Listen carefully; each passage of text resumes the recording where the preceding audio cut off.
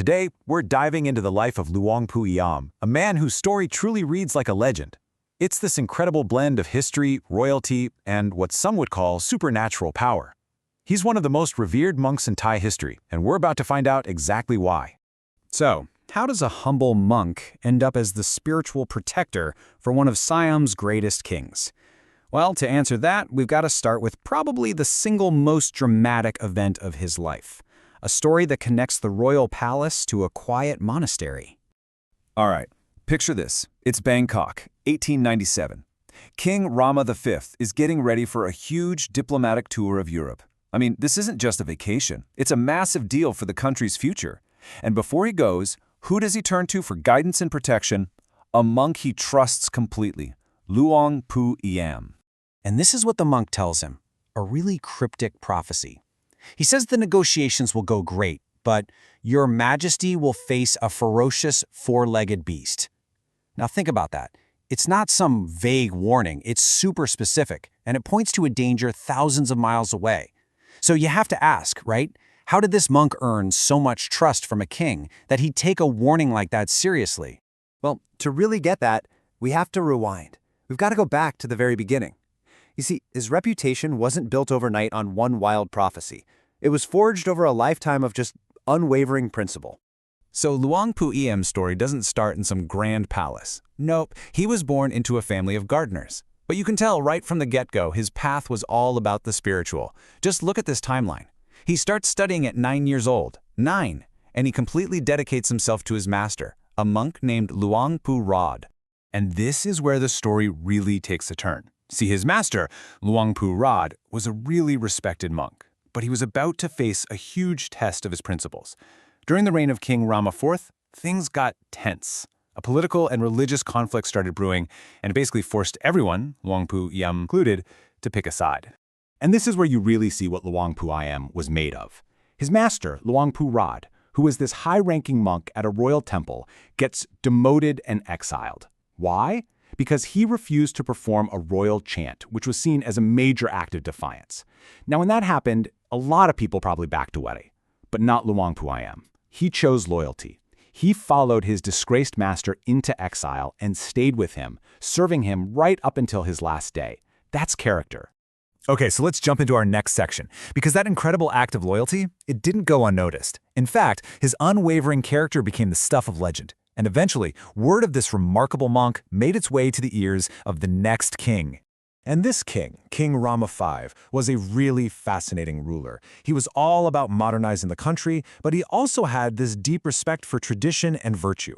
And when he heard about Luang Pu Eiam, he saw a man of just incredible integrity. So in 1898, he appoints him as the new abbot of the royal Wat Nang.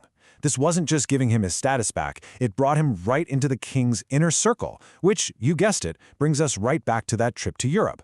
So get this, the prophecy comes true. While the king is at a formal ceremony in France, one of the horses pulling a carriage just goes wild. It's becoming a huge, dangerous scene. But the king, he remembers the monk's warning. He recites the sacred mantra Luang Pu Eiam gave him over a handful of grass and just holds it out to the horse. And what happens? The horse instantly calms down and starts eating right out of his hand. You can just imagine the European dignitaries standing there, their jaws on the floor.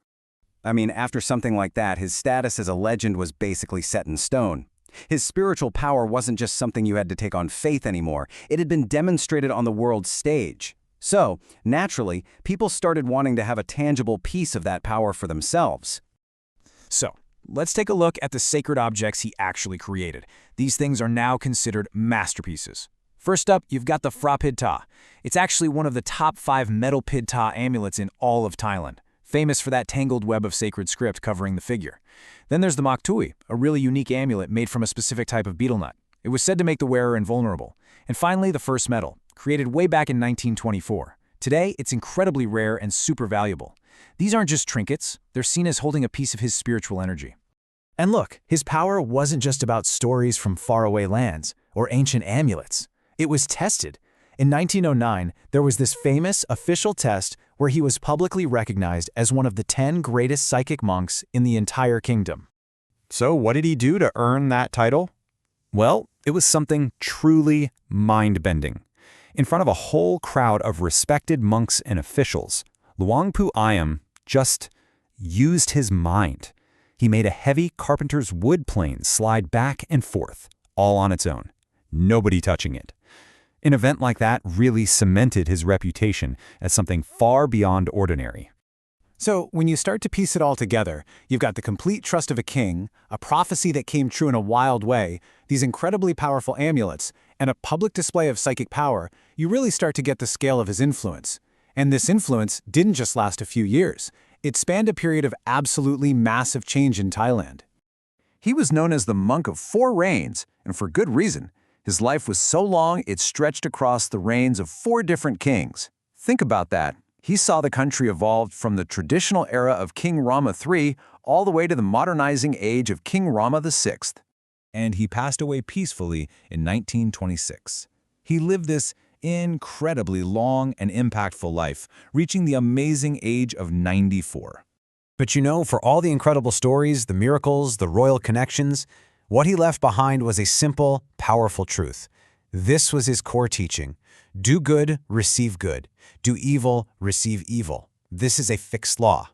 A kind of universal rule of cause and effect that's outlived all the legends. So that brings us to the big question, right?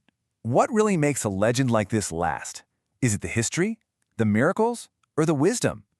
In the case of Luang Pu Eiam, it seems pretty clear the answer isn't just one of those things. His story has endured for so long because it's the perfect, unforgettable combination of all 3.